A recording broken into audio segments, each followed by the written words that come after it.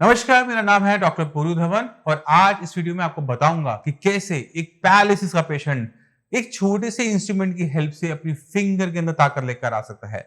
जब किसी को पैरालिसिस होता है, पूरी रिकवरी हो जाती है, पैर की हो जाती है, बाजू की हो जाती है, काफी हद तक कंधा चलना लग जाता है, कोहनी चल रही होती है, बट उंगलियों में कहीं ना कहीं कमजोरी बनी रह जाती है और खासकर लेफ्ट हैंड की। अब अगर हम अपनी उंगलियों में ताकत लेकर आना चाहते हैं तो हमें उसके लिए कुछ ना कुछ करना पड़ेगा। हमें क्या करना पड़ेगा? हमें उस पर ज्यादा एक्सरसाइज करनी पड़ेगी।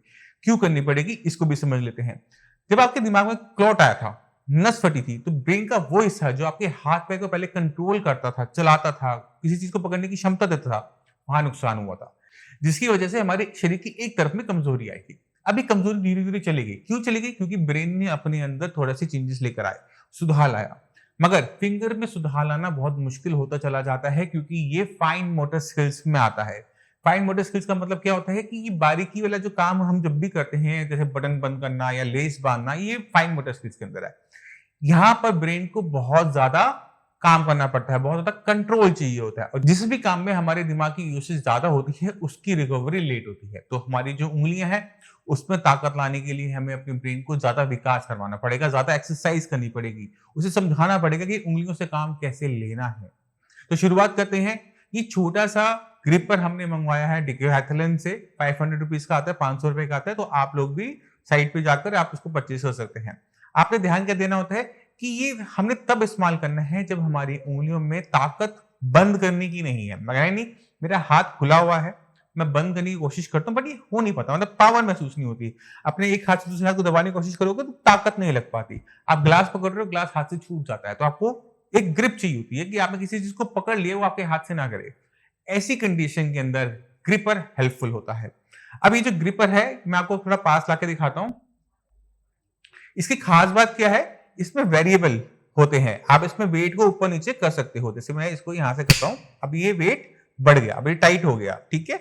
इसको अगर हम ऊपर की तरफ लेके जाते हैं, अब ये लूज हो गया, ये इजिली अब होगा। तो ये हमें हेल्प मिलती है इस ग्रिपर। नॉर्मली क्या होता है, किसी भी ग्रिपर की जो स्ट्रेंथ होती है वो फिक्स होती है कि ये लाइट है, ये मीडियम है, ये हार्ड है। मगर जब हम एक फ्लेक्सिबल ग्रिपर यूज करना शुरू करते हैं तो हमारे इंप्रूवमेंट के हिसाब से हम उसको चेंज कर पाते हैं।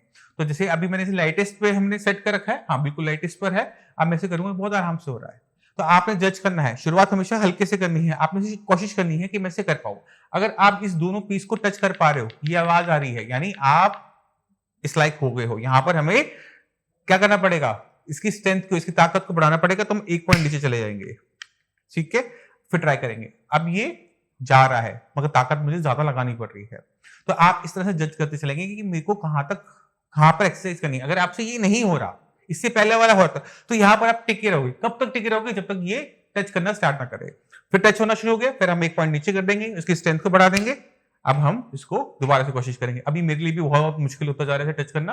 अब आप खुद देख पा रहे हो, मेरा हाथ पूरा कांप रहा है बट ये टच नहीं हो पा रहा है। बट हम दोबारा से कोशिश करेंगे, थोड़ा नीचे से, ये थोड़ा सा रह रहा है ना।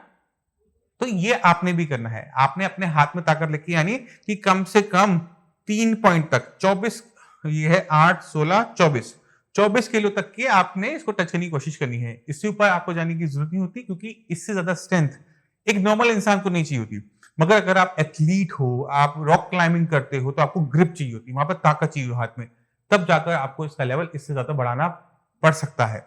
मगर उससे ज्यादा एक नॉर्मल इंसान के लिए 24 किलो तक का वेट, 24 किलो की ताकत, इसको सुनकर आपको एक लाइन जरूर याद आ रही होगी, वो है सनी देओल की, कि 2.5 किलो का आता है। तो आपका हाथ 2.5 किलो का नहीं होता, उसे कहीं ज्यादा भारी होता है और उसमें ताकत 24 किलो तक की होनी चाहिए। यानी आपके हाथ में पकड़ की ताकत 24 किलो तक की होनी चाहिए। तो हमने अपने हाथ पे काम करते रहना है कि मेरी उंगलियां बंद करने की ताकत आए और मैं किसी चीज को पकड़ूं तो वो छूटे नहीं, क्योंकि अगर छूटेगी तो वो टूटेगी। और हमने अपनी लाइफ को पहले से बेटर करना होता है, और बेटर करने के लिए एक पैरालिसिस पेशेंट को अपने हर एक चीज पे काम करना है, अपनी पूरी बॉडी पे काम करना है और सबसे ज्यादा अपने ब्रेन पे काम करना है। जब आप ये कर रहे हो, आपको लग रहा है कि आपका हाथ काम कर रहा है, बट एक्चुअल में सारी की सारी ताकत यहां से लग रही होती है, हमें महसूस नहीं होती।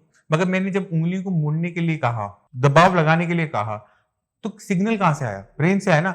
ब्रेन ने मसल्स को बताया कि आपने इतनी ताकत से इसको दबाना है। तो सब एक्सरसाइज आपकी ब्रेन की है, आपके हाथ पैर की नहीं है। मसल स्ट्रांग होंगी, ब्रेन का सिग्नल स्ट्रांग होगा, तब जाकर तो आप टच कर पाओगे, वरना आप नहीं कर पाएंगे। तो मैं उम्मीद करता हूँ इस वीडियो से आप काफी कुछ समझ गए कि हम छोटे छोटे इंस्ट्रूमेंट से अपनी जो स्पेसिफिक दिक्कतें होती हैं उनको हम सॉल्व कर सकते हैं। तो ये दिक्कत थी कि आपके हाथ से सामान को छूटने की, तो आप इसे यूज कीजिए, अपने हाथ में पावर लेकर आइए और इसी के साथ आप सभी से मैं चलने की आज्ञा चाहूंगा। मिलते हैं अगली वीडियो में, तब तक के लिए नमस्कार।